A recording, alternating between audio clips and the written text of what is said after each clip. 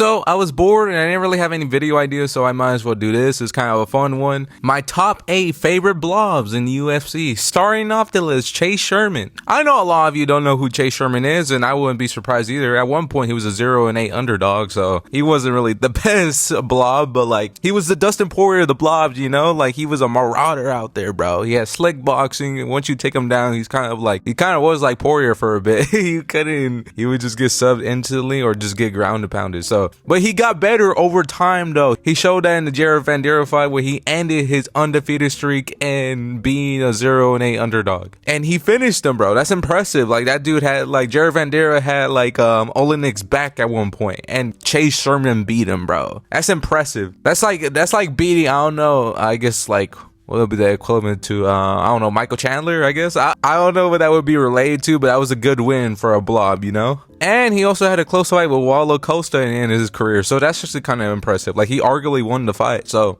he wasn't that bad in the end, so he was a cool blob. I hope for the best for him. And yeah, that's pretty much it. Moving on, Shamil Gaziev. Shamil Gaziev, I kind of like him a lot because he's just funny. Like, I can't say nothing bad about him. There's nothing negative I can say about him. Like, he has funny posts on Twitter. Like, when he was fighting Rozenstruik, he posted a picture saying like, "I'm coming for you, brother," or something like that. And it was hilarious. It's just him standing side by side next to Rozenstruik in the picture. It's just funny. And he gave us the best war possible with him against Rozenstruik. Like, he almost passed out. Like, that's how much he was going to war with Rozenstruik, and he was a volleyball player. That's just a fun fact I wanted to add, because a lot of people probably don't know that, because I thought he was like a wrestler base. No, his base was like volleyball, a professional volleyball player. That's crazy.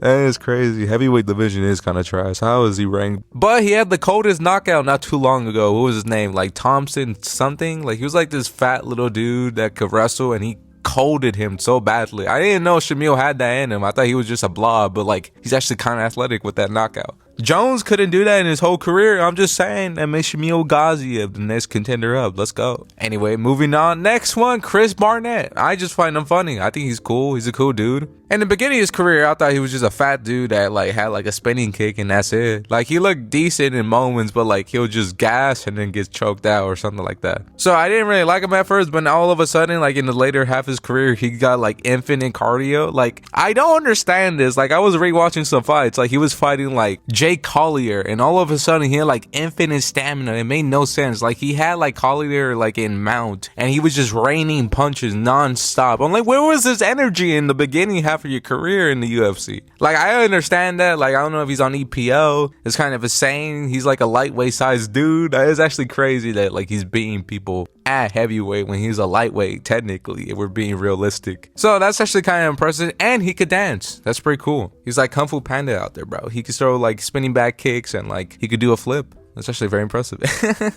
I can't do that. So that's impressive for me. He's one of my favorite blobs. And moving on to the next one, Jairzinho Rozenstruik, bro. Rozenstruik, Biggie Boy, was a really good one. I loved him. I got mad when he got cut. Like, I was actually kind of sad because it made no sense. How are you gonna cut him but not Ty? Like, Biggie Boy was cold. Like, don't get me wrong, he has a couple of boring performances that kind of like, oh, I don't want to watch you fight. But like, he has a couple like good KOs. He's like the Leon Edwards, but like if he was a little chubby and was fun in moments. So I don't know why they cut him. All the people you could have cut, Rozenstruik wasn't one of them, especially when like he was coming off like one loss against like Sergey Pavlovich. But that's besides the point. He's one of my favorite blobs, and I hope like he gets re-signed or something. I really do, because the heavyweight division is very weak, and you're just gonna cut Rozenstruik like that? Disrespect, my brother. But let's go Biggie Boy, because he's fighting recently. I forgot what promotion he's fighting for, but like he's like fighting like on the same card of like Alex Caceres. So I hope he wins this fight so he could get re-signed to UFC. That would be really dope, but I don't know if that's gonna happen. But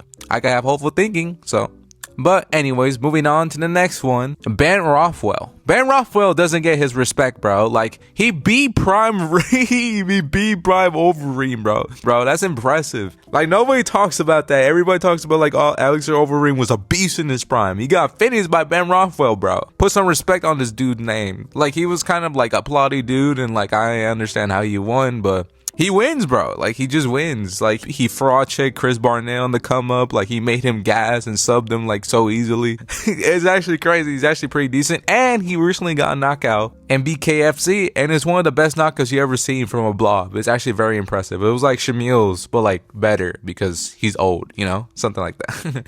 So Ben Rothwell was funny. He has like that evil laugh, and like I hope for the best for him because he was cold in his prime, bro. Not really, but like he was just fun to watch in certain moments. So wish for the best for him. And now moving on to the next one, Derrick Lewis. If you don't have him in your favorite blobs list, then like, does your opinion count really? Because like Derrick Lewis is literally known for making me believe jiu-jitsu doesn't work and why don't people just stand up, and he's a survivor of like having your balls really warm. So he's actually a cold dude. He has cool knockouts. Like he knocked out Volkov when he was getting pieced up for most of the fight. I don't know how he won that fight.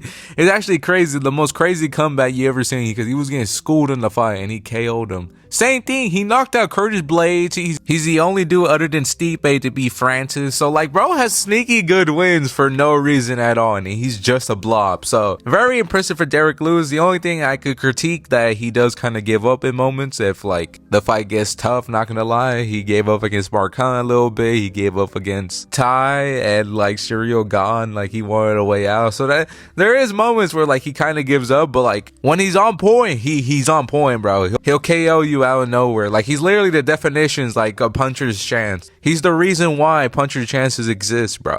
But yeah, I love Derrick Lewis. He's one of my favorite blobs. And moving on to the next one, DC, he put chubby people on the map, bro. I know Derrick Lewis also did the same, but he was a champion and an Olympian. Then again, two of those, one championship and the Olympian, was when he was still in shape, but that doesn't discredit the later half of his career when he got chubby. Like he was double champion as a chubby guy. That counts for something, and he was like 5'8". He was the only one that gave chubby people hope that like you could be athletic and chubby. So you didn't have to be trash or like unranked. Like DC was a prime example that like you could be something as a chubby guy. And he had a good song about chicken, so I love him. He's funny. The only critique I have is sometimes I don't like him on commentary because he gets biased or like he'll start eating. I'm not even joking. Sometimes he'll eat on commentary and it's kind of unprofessional, but like overall I still love DC. He's a cool guy, and I hope everything goes well for him. Anyways, now moving on to the last one. I know this might be a surprise and you're wondering why would it be that guy, but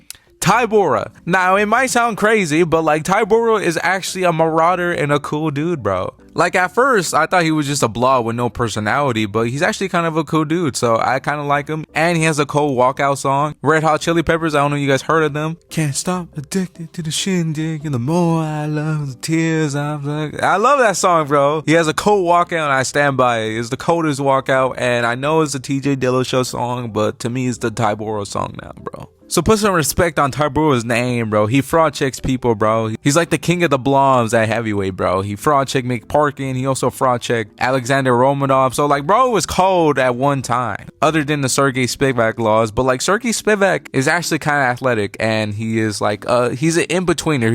He's not too chubby, but he's not in shape yet. So like, he's in that in-betweener. So that's kind of a hard matchup for Tybura because he's a blob, you know? But any blob, you're going to get fraud checked by Tybura, bro. Like, I think Tybura would be like Costa, in my opinion. Don't get me wrong, I would be worried because Tybura is older now. He's like pushing 40, and like Costa is like in his prime of his career. But like, I'm just saying he would finish Chase Sherman and he would beat Jared Vanderohe. So I'm just saying. But maybe like Costa has improved a lot, but I haven't really seen that much. But he is fighting Sergey Spivak, so that will tell me like if he's a good blob or like he's like in that mid like low Tybura area. So let's see after the Spivak fight what level he is. What was I talking about again? Oh yeah, Tybura is one of my favorite blobs, and I stand by it. He's a cool dude. He's top 10 favorite fighters of mine, so I will always root for him even if I think he's gonna lose. So let's go Tybura. But pretty much that's the end of the video. That's pretty much all my favorite blobs, and I hope you like the list, and thank you for watching, and that's it.